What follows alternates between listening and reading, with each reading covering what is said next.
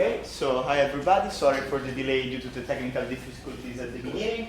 So now we have Manuel Trezzi speaking from University of Pavia, and he's going to talk about CIP-Stabilized Virtual Element Method for diffusion convection problem. And the floor is yours. Thank you. Okay, in today's talk I will present a virtual element method for solving the diffusion convection problem. In particular, we are interested in the convection-dominated setting because we can say that is the problematic setting. And to solve this problem, I use what is called in literature continuous interior penalty.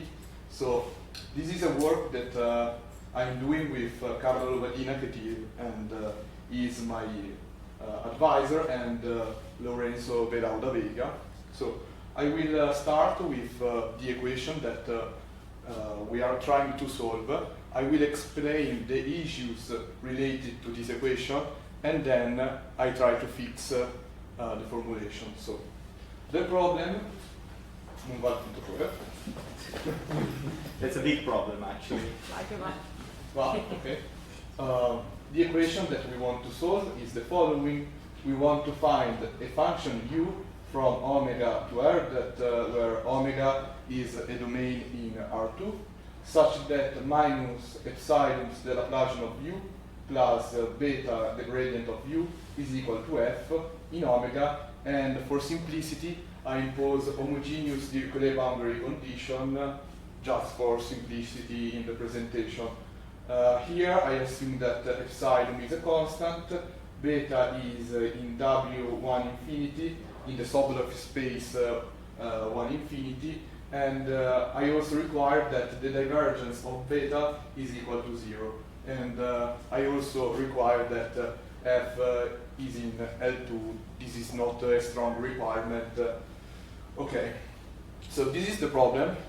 And in this equation, there is a very annoying term, that is the second one. Beta is very annoying. Why is annoying? Because when beta becomes bigger with respect to epsilon, it's like we are moving from an elliptic problem to an hyperbolic problem. So standard numerical methods to solve this equation will fail, except if we fix them in some way. So this is the continuous problem.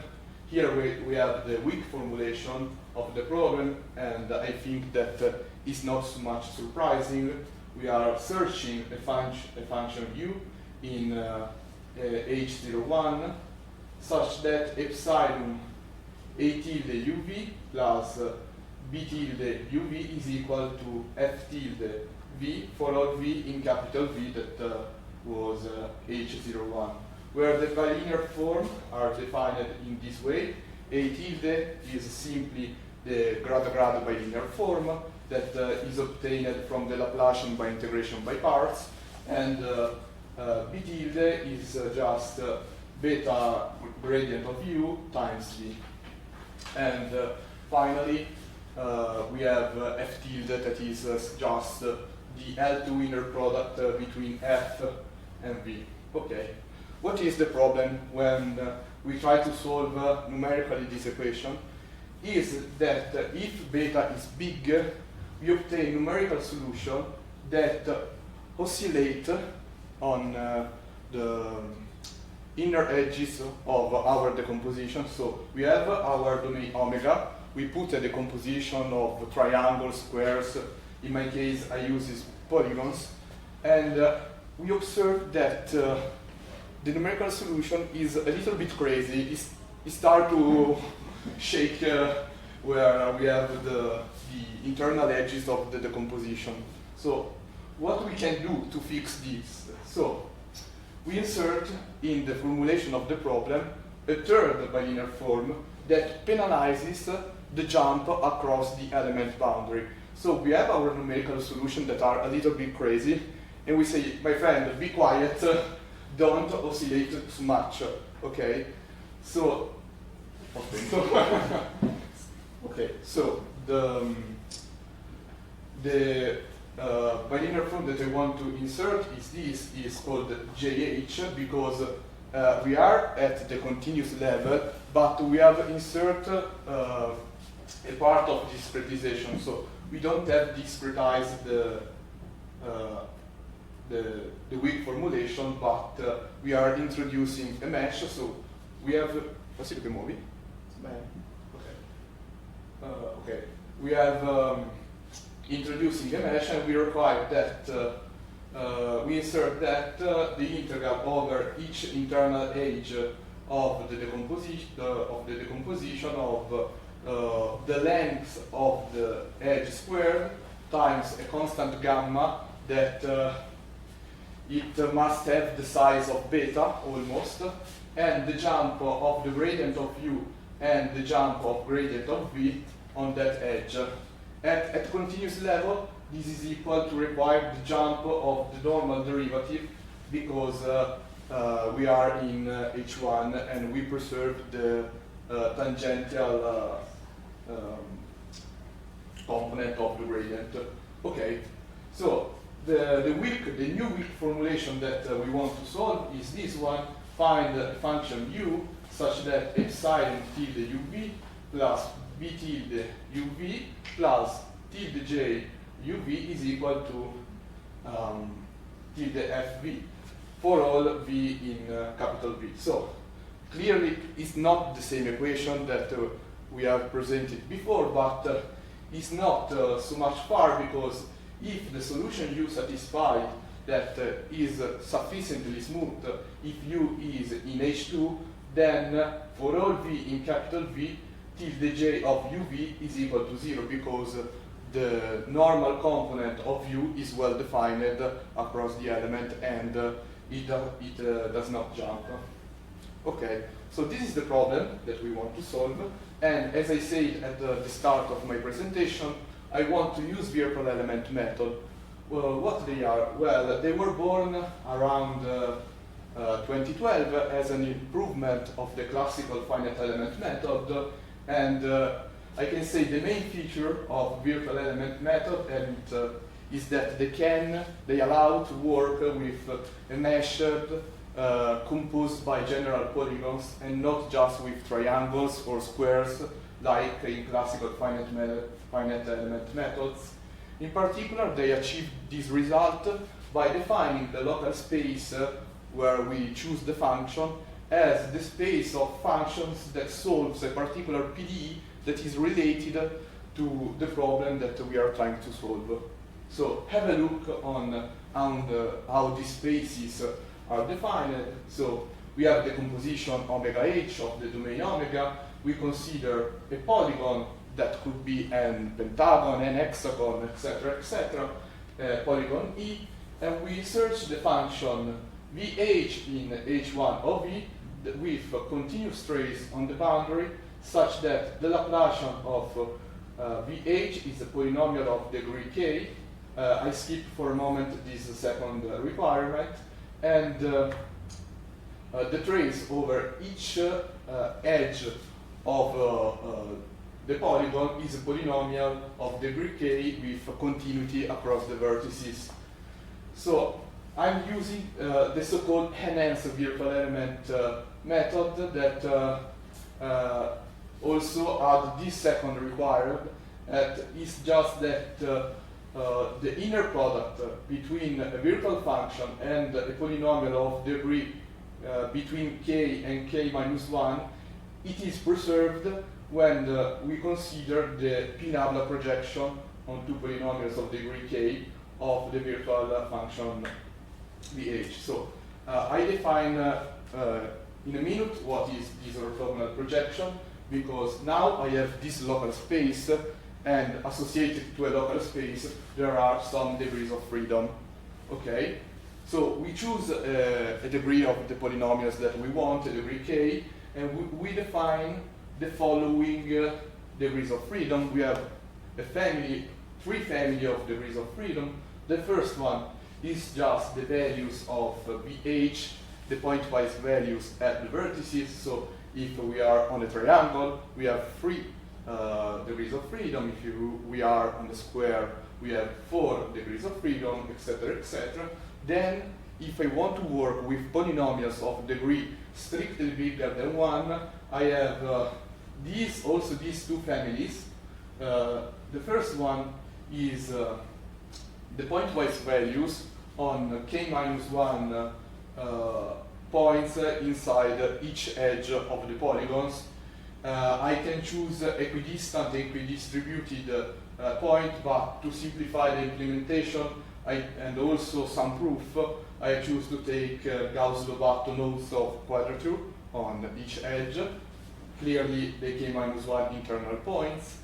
And the third families of the degrees of freedom is the moment up to order k-2 of VH times these monomials divided by the area of the polygon. So this is just the monomials. X is the coordinate x, xe is the x coordinate of the barycenter, the centroid, divided by he.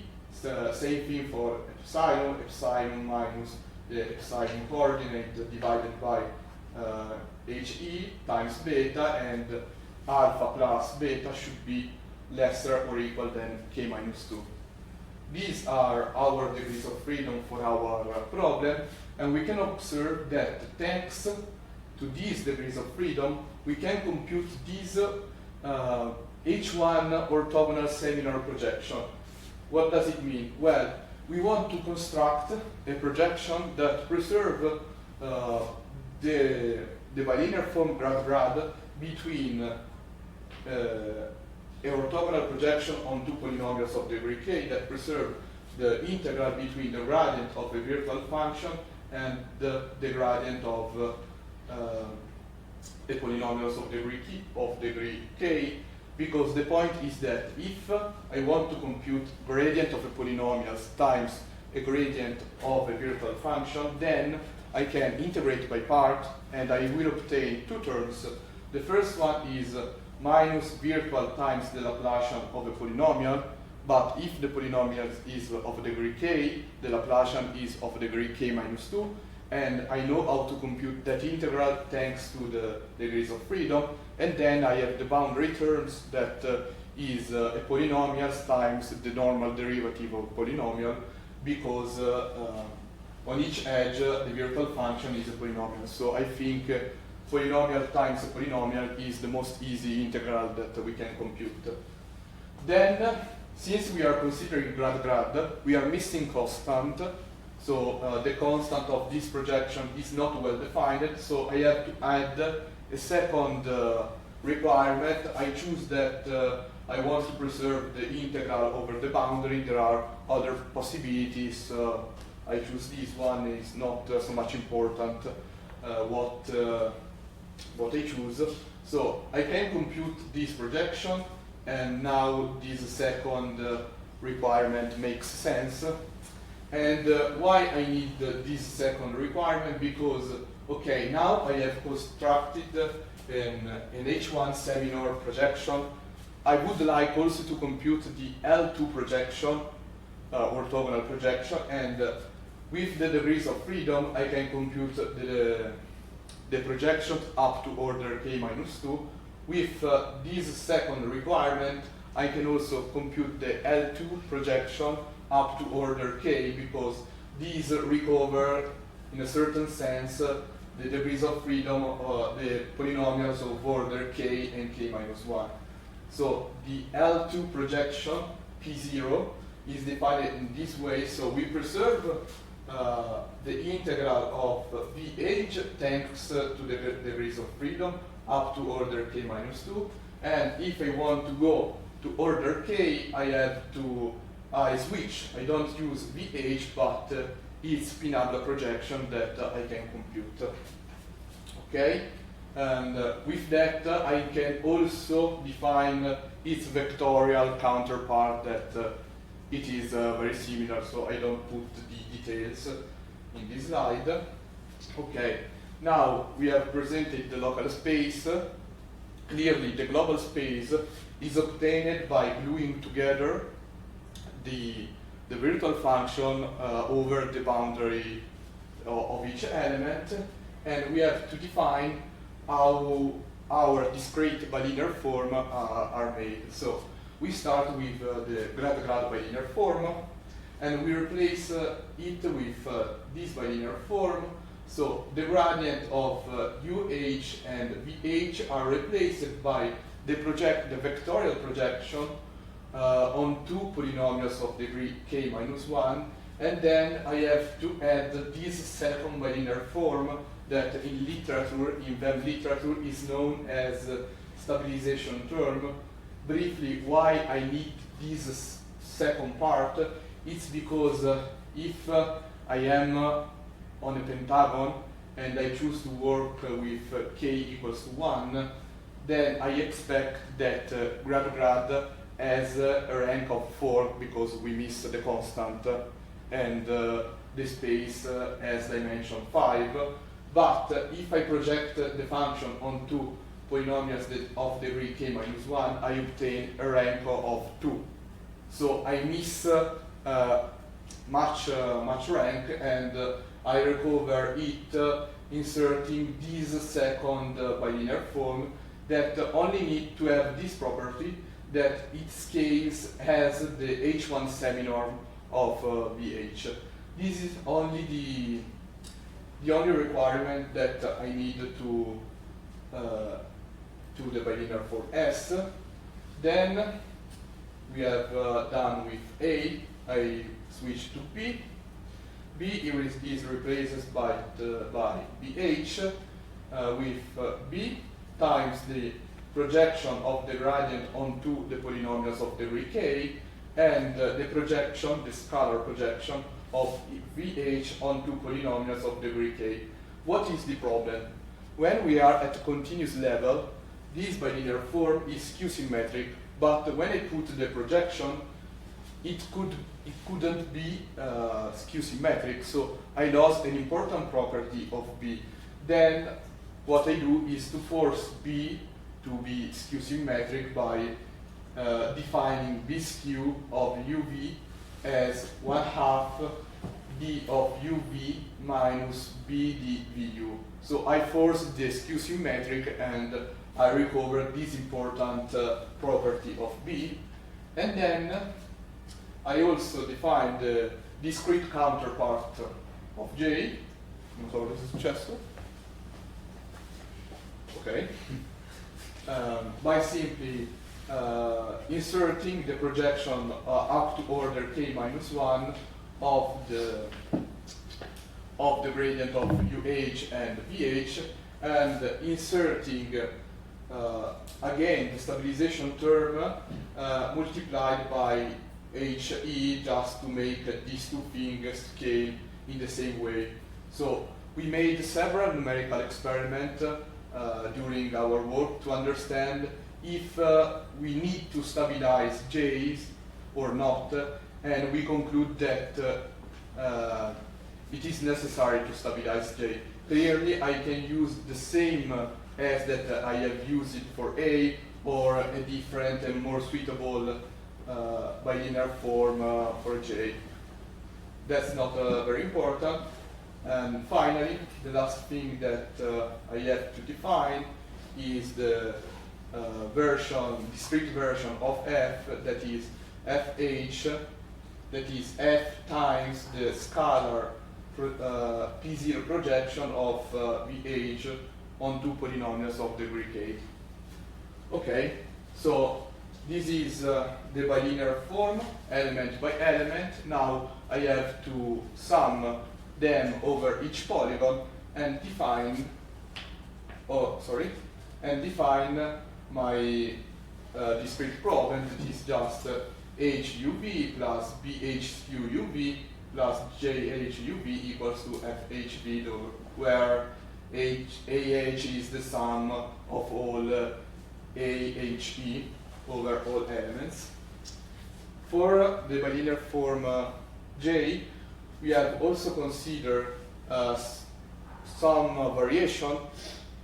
This one is the projection, is considering the jump of the normal component, because here we are considering the jump of the gradient. here we are considering the jump of the normal component, and also this third version that is considering the jump in the direction of the wind and the jump in the direction orthogonal to the wind. And here we have two different constant gamma and gamma perp that have to be tuned in a suitable way.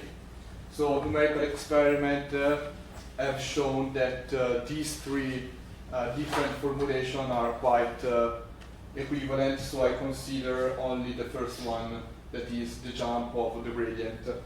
Okay, now I will show a numerical test where we are in the convection-dominated case, and I don't use the continuous interior penalty, that is the technique of inserting J, and what I obtain is this bullshit. So the problem, the solution should be sinus of px sinus py with epsilon of order minus 15, and the wind is a sinusoidal wind, and I don't use continuous interior penalty, and I think that you can agree that this is not sine times sine.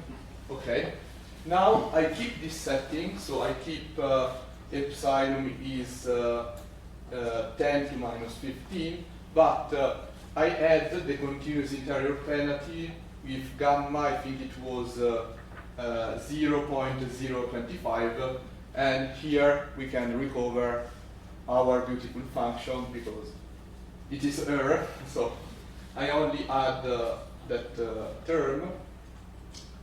Okay, now we agreed that we need this term, and we can also observe some convergence in the L2 norm. So this is the red line is related to the not cheap version, and we can see that we have a peak of 10 minus 10 at power 4, while the blue line is the cheap version, that is, it is going with a slope equal to 2, because the black line is the size of the diameter squared.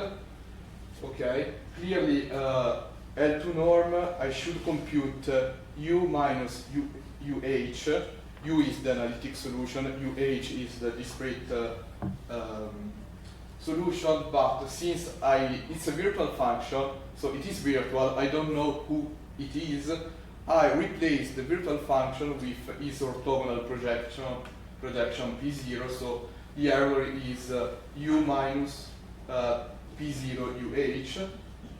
Then similar for H1, the red line is not cheap, blue line is with continuous interior penalty with gamma equals to 0.025, and here we can observe a slope of 1, so the H1 seminorm goes as the diameter. Clearly we can also increase the degree of the polynomials. We are working on that. It seems that with polynomials of degree 2 we obtain, it seems, 3 for L2 and 2 for H1, but maybe it's a little bit less. Okay, so here we have some reference, and I have finished with my presentation.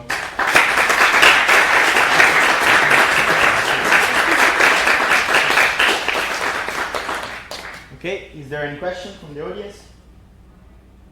Please go. Thank you, Manuel, for the talk. I just have curiosity. In the slide, when you define the stabilizing term, which kind of stabilization did you use? Questa? No, in the VEM formulation, the approximation okay. of the first one. bilinear forms. The first one. So I've the first one that was this, the jump of the gradient. No, sorry, the previous slide. S. The S, okay. Sorry, I've chosen the Dofi Dofi for simplicity. Okay, thank you. There are too many stabilizers. Any other question from the audience? Okay, I have one question, which is if you go back to your formulation, it seems to me that so the reason why you take, because your problem will make sense in a distributional way even if your data lives in h to the power of -1, because you can interpret everything in terms of duality action. But you take f in L2 because you want your regularity shift to give you a solution that is in H2, and then your JH disappears in the continuous version of the problem.